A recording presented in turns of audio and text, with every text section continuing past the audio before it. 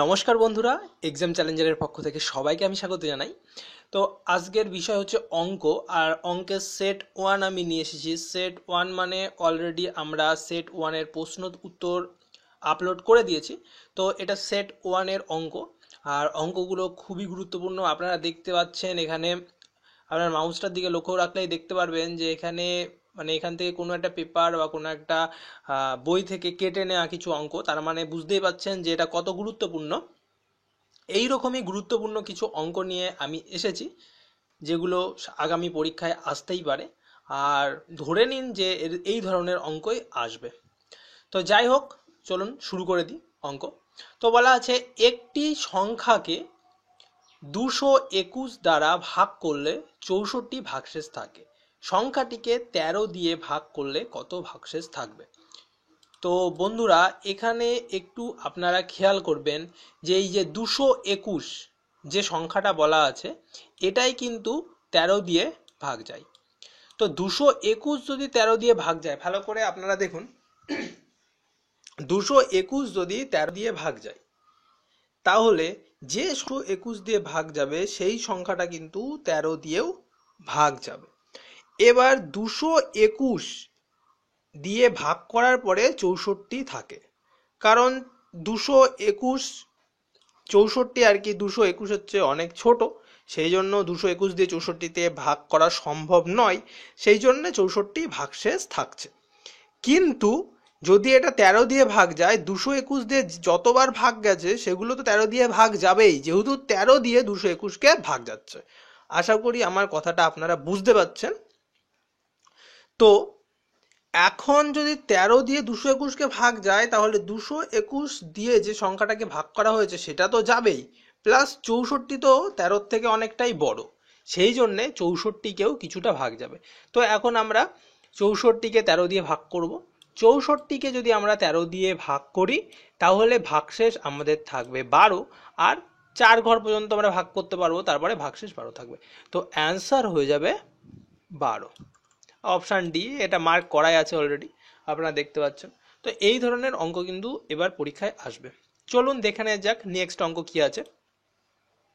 Next অঙ্ক আছে 20 থেকে 60-এর মধ্যে কতগুলি মৌলিক সংখ্যা আছে। তো বন্ধুরা, আপনাদের আমি একটা কথা বলে রাখবো, মৌলিক সংখ্যা 1 থেকে 100 পর্যন্ত কতগুলো আছে, বা 10 থেকে 20, 20 থেকে 30, 30 থেকে 40, এর ভিতরে কতগুলো আছে, তার জন্য একটা ছোট্ট ট্রিক্স আছে। সেই ট্রিক্সের সাহায্যে এক চুটকিতেই আমরা বলে দিতে পারি কত থেকে কতর ভিতরে কতগুলি মৌলিক সংখ্যা আছে। তো এখানে আমি সেটা আলোচনা করছি না, সেটার জন্য একটা স্পেশালি আমি ভিডিও আজকেই সম্ভব হলে আমি দিয়ে দেবো। তো আপনারা একটু চ্যানেলটা ফলো করলেই পেয়ে যাবেন ভিডিওটা। তো যাই হোক, 20 থেকে 60-এর ভিতরে যদি আমরা মৌলিক সংখ্যাগুলোকে দেখি, তো মৌলিক সংখ্যা হয় হচ্ছে 23, তারপরে হয় হচ্ছে 29, তারপরে 31, তারপরে 37, তারপরে 41, তারপরে 43, তারপরে 47, তারপরে 53, তারপরে 59। টোটাল হয় কিন্তু 9টা। মৌলিক সংখ্যা কাকে বলে আপনারা হয়তো জানেন, তাও আমি একবার বলে দিই। মৌলিক সংখ্যা হচ্ছে সেই সংখ্যা যে সংখ্যাকে ওই সংখ্যা আর 1 ছাড়া কোনো সংখ্যা দ্বারা ভাগ করা সম্ভব নয়। একটা ছোট্ট উদাহরণ দিয়ে দিচ্ছি। এখানে যেমন 31, 31কে 31 দিয়ে ভাগ করা যাবে, আর 1 দিয়ে ভাগ করা যাবে, আর কোনো সংখ্যা দ্বারা 31কে ভাগ করা সম্ভব না। তো যাই হোক, নেক্সট দেখে নেব। একটি স্কুলের 728 জন ছাত্রছাত্রীর মধ্যে 162 জন বাসে আসে, 384 জন সাইকেলে আসে ও বাকিরা হেঁটে আসে। কত শতাংশ ছাত্রছাত্রী হেঁটে আসে? এই অঙ্কটার ক্ষেত্রে আমরা কি করব, প্রথমে হেঁটে কতজন আসে সেটা কিন্তু আমরা বের করে নেব, তারপরে শতাংশের কথা ভাববো। তো এখানে হেঁটে আসে আমরা কিভাবে বার করেছি একটু দেখে নিন। স্কুলের টোটাল ছাত্রছাত্রী হচ্ছে 728 জন, তার ভিতরে 162 জন বাসে আসে আর 384 জন সাইকেলে আসে। সেই জন্য প্রথমে 162 আর 384 যোগ করেছি, তারপরে টোটাল যে ছাত্র ছাত্রীর সংখ্যা সেটার থেকে বাদ দিলেই কতজন হেঁটে আসে এটা কিন্তু আমাদের বেরিয়ে যাবে। এবার শতাংশ করতে গেলে সাধারণত কি হয়, যে যে টোটাল সংখ্যাটা সেটা নিচে যায়, আর যেটা বাকি থাকে সেটা হচ্ছে ওপরে যায়। এখানে হচ্ছে 182, তার সঙ্গে 100 গুণ করে দিলেই কিন্তু আমরা শতাংশ পেয়ে যাই। এক্ষেত্রে আপনারা যদি কাটাকাটি করেন তাহলে দেখবেন 25 বেরোবে আর এটা 25% হবে। তো কোনো অঙ্ক যদি আপনাদের বুঝতে অসুবিধা হয় কমেন্টে অবশ্যই, অঙ্কের নাম্বার আমি দিয়ে দিয়েছি, আগের বারের অঙ্কের নাম্বার ছিল না বলে অনেকের অসুবিধা হয়েছে, সেই জন্য নাম্বার দিয়ে দিয়েছি অঙ্কের। তো আপনার নাম্বার দিয়ে বলে দিতে পারেন যেটা বুঝতে পারেননি, তো আমি যথাসম্ভব হেল্প করার চেষ্টা করব। তো নেক্সট হচ্ছে, একজন দুগ্ধ বিক্রেতা 4 জন ভিন্ন ভিন্ন ক্রেতার কাছে 3 লিটার, 4 লিটার, 6 লিটার এবং 8 লিটার দুগ্ধ বিক্রি করলেন। অর্থাৎ দুগ্ধ বলতে এখানে দুধ। এই বিভিন্ন বিভিন্ন পরিমাপে সর্বাধিক কত লিটার মাপের পাত্র তার প্রয়োজন।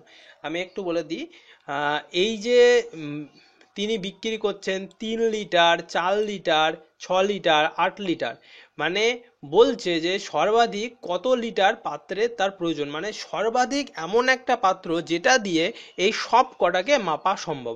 তো এদের যদি আমরা গসাগু নির্ণয় করে দিই তাহলে সেটা বেরিয়ে যাবে, কারণ সর্বাধিক বলে আছে, আর গসাগু মানে কিন্তু গরিষ্ঠ সাধারণ গুণনীয়ক। এটা কিন্তু আপনারা মনে রাখবেন এর ফুল ফর্মটা, তাহলেই কিন্তু অঙ্কটা আপনারা বুঝতে পারবেন। যাই হোক, এখানে এর গসাগু করলে 1 হয়, 1 ছাড়া আর কোনো কিছু হয় না, সুতরাং এখানে অ্যান্সার হয়ে যাবে 1 লিটার। নেক্সট দেখে নেব, কোনো বৃহত্তম সংখ্যা 99, 123 এবং 183কে ভাগ করলে প্রতি ক্ষেত্রেই একই ভাগশেষ থাকবে। মানে কোন বৃহত্তম সংখ্যা দিয়ে এই তিনটেকে ভাগ করলে প্রত্যেক ক্ষেত্রেই একই ভাগশেষ থাকে। এই ধরনের অঙ্ক কিন্তু খুবই গুরুত্বপূর্ণ, পরীক্ষায় আসে, আমরা কনফিউশনে পড়ে যাই অনেক সময়। একটা ছোট্ট কথা বলে দিচ্ছি, এই যে ট্রিক্সটা আমি দেখিয়েছি, এই পদ্ধতিটা যদি আপনারা ফলো না করেন, যদি না মনে থাকে, তাহলে আপনারা এক কাজ করবেন, যদি পরীক্ষায় অবশ্যই একটু বেশি সময় লাগবে, তো এই প্রত্যেকটা সংখ্যা দিয়ে ভাগ করে করে দেখা, অনেকটা সময় লাগবে কিন্তু অঙ্কটা কিন্তু ঠিক মেলানো সম্ভব। যাই হোক, আমি এখানে দেখিয়ে দিই। প্রথমে আপনারা কি করবেন, এই যে 123, এই 123-এর থেকে 99 বাদ দেবেন। 123-এর থেকে 99 বাদ দিলে হয় 24, এই যে আমি এখানে করেছি। তারপরে হচ্ছে 183, এই যে বড় সংখ্যাটা, এই বড় সংখ্যাটা থেকে ঠিক আগের সংখ্যাটা বাদ দেবেন, বাদ দিলে হয় হচ্ছে 60। এবার নেক্সট আছে 183, মানে পরপর করছি, 183 থেকে এই ফার্স্টের সংখ্যাটা অর্থাৎ 99 বাদ দেবেন, মানে এইটার থেকে এইটা বাদ দেবেন, এইটার থেকে এইটা বাদ দেবেন, আর এইটার থেকে এইটাকে বাদ দেবেন, তাহলে হয়ে গেল। তো এবার কি করতে হবে, এই যে তিনটে যে বিয়োগফল বেরোলো, এই তিনটের গসাগু বার করে দেবেন, গরিষ্ঠ সাধারণ গুণনীয়ক মানে গসাগু। তো এখানে যদি 24, 60 এইভাবে গসাগু করে, এরকম দাগ টেনে নেয়, দিয়ে তিনটের ভিতর দিয়েই যাবে এরকম সংখ্যা আর কি। তো যাই হোক, এখানে গসাগু হবে 12, লসাগু গসাগু আপনারা পারেন, আমি মনে করে নিচ্ছি, যদি না পারেন অবশ্যই কমেন্ট করবেন, লসাগু গসাগু নিয়ে আমি একটা চ্যাপ্টার টিউটোরিয়াল করিয়ে দেবো। তো যাই হোক, এইভাবে আর কি 12 বেরিয়ে যাবে এখানে অ্যান্সার। তো অ্যান্সার এখানে হয়ে যাবে 12। নেক্সট অঙ্ক হচ্ছে 3 অঙ্কের বৃহত্তম বর্গ সংখ্যা নির্ণয় করো। 3 অঙ্কের বৃহত্তম বর্গ সংখ্যা যদি নির্ণয় করতে যাই, আবার শুধু এটা না, তার সঙ্গে আরেকটা কন্ডিশন আছে। কন্ডিশনটা হচ্ছে সেটা 10, 15 এবং 25 দ্বারা বিভাজ্য।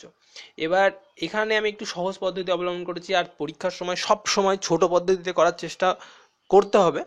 আর আমার কোনো পদ্ধতি যদি অঙ্কের বড় হয়ে যায়, আপনাদের কাছে যদি সঠিক বা সহজ পদ্ধতি জানা থাকে, অবশ্যই কমেন্ট বক্সে কমেন্ট করে সেটা জানিয়ে দেবেন। যাই হোক, এখানে আছে 10, 15 আর 25, এর লসাগু প্রথমে আমরা বার করে নেব। লসাগু হয়, লসাগু যদি আপনার বার করেন, লসাগু যেমন ভাবে বার করে, এখানে দাগ টেনে 10, 15, 25। যাই হোক, আমার হাতের লেখা খুব একটা ভালো না, আমি সেই জন্য লিখছি না। যাই হোক, এইভাবে আর কি লসাগু বার করে। তো লসাগু হচ্ছে বার করে নেবেন। লসাগু বার করলে এখানে হবে হচ্ছে আপনার লসাগু হচ্ছে 150। এবার 150 যদি লসাগু হয়, সেটাকে টুকরো টুকরো করে ভেঙে নিন। দেখুন আমি ভেঙে নিয়েছি, 2, 3, 5 × 5।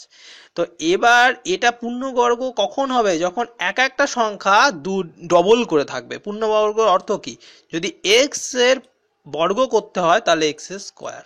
তো এক্স স্কোয়ার মানে কি, এক্স ইন্টু এক্স, এক্স গুণ এক্স কিন্তু এক্স স্কোয়ার হয়। আর একটা ছোট্ট উদাহরণ দিয়ে দিই, যদি 2 এর বর্গ করতে বলে তাহলে কিন্তু হয় 4। এবার 4 মানে কি, 4 মানে কিন্তু আমরা লিখতে পারি 4 মানে যদি আমরা লিখতে পারি 2 ইন্টু 2। আবার দেখুন 2 এর স্কোয়ার মানে কি, 2 স্কোয়ার মানে হচ্ছে 2 ইন্টু 2, মানে ডবল করে থাকে এক একটা সংখ্যা। তো এর ভিতরে 5 তো ডবল আছে, সুতরাং 5 নিয়ে আমরা আর ঘাটবো না। এখানে 2 আর 3 সিঙ্গেল সিঙ্গেল আছে। এবার যদি আমরা এক্সট্রা একটা 2 আর একটা এক্সট্রা 3 গুণ করে দিই, তাহলে কিন্তু এই 3টাও ডবল হয়ে যাবে, আবার এই 2টাও কিন্তু ডবল হয়ে যাবে। তো তাহলে এই সংখ্যা, যে সংখ্যাটা বেরোবে সেটা পূর্ণবর্গ হবে, তাই আমরা 150 সঙ্গে 2 এবং 3 গুণ করে দিয়েছি। তাহলে আমাদের এখানে হয়েছে 900। তো এখানে অ্যান্সার হয়ে যাবে 900। তো চলুন নেক্সট দেখে নেব। একটি সংখ্যার সঙ্গে তার 1/5 অংশের অন্তর 20 হলে সংখ্যাটি কত? প্রথমে আমরা সংখ্যাটি x ধরে নেব, কারণ x ধরেই সবচেয়ে সহজ হয়। তো এখানে ধরলাম সংখ্যাটি x। ধরার পরে কন্ডিশন কি আছে, বলছে একটি সংখ্যা, লিখে নিলাম x, তার সঙ্গে আপনারা একটু ভেঙে ভেঙে দেখবেন, যে কোনো অঙ্ক আপনারা ভেঙে ভেঙে দেখবেন অঙ্ক হয়ে গেছে। একটি সংখ্যা এখানে ধরে নিলাম x, তার সঙ্গে 1/5 অংশের অন্তর। এবার x এর 1/5 অংশ কত? x এর 1/5 অংশ কত হয়? x এর 1/5 অংশ হয়, xটা উপরে চলে যাবে যেহেতু গুণ আকারে, x/5। সেটাই আমরা এখানে লিখেছি x/5। এইটুকুনি হয়ে গেল। তাহলে এবার হচ্ছে এইটুকুনি আমাদের কমপ্লিট হয়ে গেল। কিন্তু এবার বলা আছে অন্তর 20 বিয়োগফল 20, তাই আমরা x মাইনাস x/5 করেছি সমান 20 করে দিয়েছি। আপনারা লিখতে পারেন প্রশ্নানুসারে, শর্তানুসারে, যা খুশি লিখে দিতে পারেন। এটা তো আর পুরো অঙ্ক করতে হচ্ছে না, এটা আপনারা শর্টে করবেন। যত শর্টে আপনারা করতে পারবেন তত তাড়াতাড়ি হবে, আমি বোঝানোর জন্য আর কি লিখেছি। তো এবার দেখুন এর নিচেরটা কি করতে হয়, সবসময় লসাগু করতে হয়। লসাগু 5, x এর তলায় কিছু নেই মানে 1 ধরে নেব। তো 5 লসাগু, এখানে 5x minus x is equal two 20 হচ্ছে। এবার ওপরে দেখুন একটা x যেহেতু বাদ যাচ্ছে, 4x ইজিক্যাল টু 20 ইন্টু 5। কেন 20 ইন্টু 5? এই যে এপাশে যে 5 আছে, ও পাশে যদি যায় তাহলে এটা গুণ আকারে হয়ে যাবে, তার কারণ হচ্ছে এপাশে ভাগ আকারে আছে তাই। আর এখানে তো মাইনাস হয়ে যাচ্ছে একটা x 5টা x এর সঙ্গে, সেই জন্য 4x। তো এখানে x ইজিক্যাল টু হবে, যদি আপনারা কাটাকাটি করেন দেখেন কেটেছি, 4 থেকে 4 আর 20 ভিতরে কাটাকাটি করে উপরে 5 হয়েছে, 5×5 = 25। তো এখানে কিন্তু যেহেতু আমরা ধরেছিলাম সংখ্যাটি x, সেহেতু সংখ্যাটি হবে 25। তো এবার হচ্ছে একটি সংখ্যার সঙ্গে 2/3 অংশের সঙ্গে 3/5 অংশের অন্তর। একটি সংখ্যার, এখানে অবশ্যই সেই একটি সংখ্যা, এখানে বলা আছে একটি সংখ্যার, প্রথমে দেখুন সেই একটি সংখ্যাটা আমরা x ধরে নিয়েছি। এবার তারপরে কি বলা আছে, 2/3 অংশের সঙ্গে 3/5 অংশের অন্তর। তার মানে 2/3 অংশের সঙ্গে যেহেতু বলেছে, এটা বড় আর এটা ছোট, তাহলে 2/3 অংশ কত? x এর 2/3 অংশ সেই আগের মতন, আগের অঙ্কটা যেমন করলাম, 2/3 ইন্টু x যদি করি, এই 2টা উপরে যাবে, 2x/3 হবে। তো এখানে এই যে 2x/3 করেছে। তারপরে বলছে 3/5 অংশ মানে 3x/5, এই দুটোকে মাইনাস করে দিচ্ছি, এই সমান 4 করে দিলাম। এবার x ইজিক্যাল টু 60 কিভাবে বার করলাম, এখানে একটু ফলো করুন। নর্মাল নিয়ম যেমনভাবে লসাগু করে, নিচে লসাগু করলাম, উপরে করলাম, দিয়ে সমান 4 করে দিলাম। x is equal to 4 into 15 is equal to 16। এইভাবে কিন্তু আমরা এটাকে সমাধান করলাম।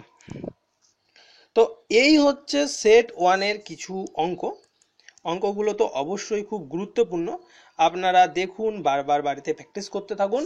আর সেট 2 খুব শিগগিরই নিয়ে আসছি। আর আপনাদের আশা করি এক্সাম চ্যালেঞ্জারের ভিডিওগুলো ফলো করলে গ্রুপ ডির সামনে যে পরীক্ষা, সেটা দিতে খুব একটা আপনাদের অসুবিধা হবে না। এবার MTS এর কথা যদি বলি, মাল্টিটাস্কিং স্টাফ, আমরা খুব একটা টাইম পাচ্ছি না। অলরেডি কালকে ভিডিও আপলোড করতে পারিনি, আজকে চেষ্টা করব যতটা পারার আপলোড করার। একটু টাইমের অভাবের জন্য আপনাদের হেল্প করতে পারছি না, সেই জন্য আমরা খুব দুঃখিত। অনেক ইমেল চলে এসেছে অলরেডি, অনেকে অনেক প্রশ্ন সাজেস্ট করেছে, সেগুলো আমরা ঠিকঠাক দিতে পারছি না, সেই জন্য আমরা আপনাদের কাছে ক্ষমা প্রার্থী। যত তাড়াতাড়ি সম্ভব আমরা আবার ব্যালেন্সে আসার চেষ্টা করছি। সবাইকে ধন্যবাদ ভিডিওটি দেখবার জন্য। আর অবশ্যই নতুন যারা আছেন তারা কিন্তু চ্যানেলটাকে সাবস্ক্রাইব করে নিন, কেননা আমরা এরকমই নতুন ভিডিও আনতেই থাকবো। সবাইকে ধন্যবাদ। সবার দিনটা ভালো কাটুক।